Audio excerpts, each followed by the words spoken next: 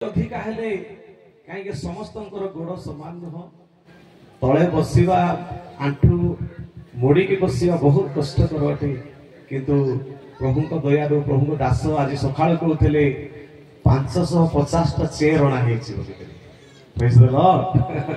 आज बसी प्रभु वाक्य प्रभु धन्यवाद कर वाक्य शुणवार सुजोग प्रभु आम को प्रदान करुँच प्रभु महानाम को विशेष धन्यवाद दिए। तो मु तो जानी आपण माने प्रोग्राम कौन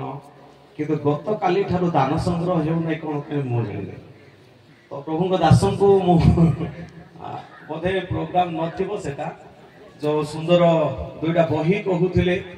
मु तो सर्वप्रथम से बही को किणवा पाई चाहे आपण से बही को मते दियंतु आ दयापूर्वक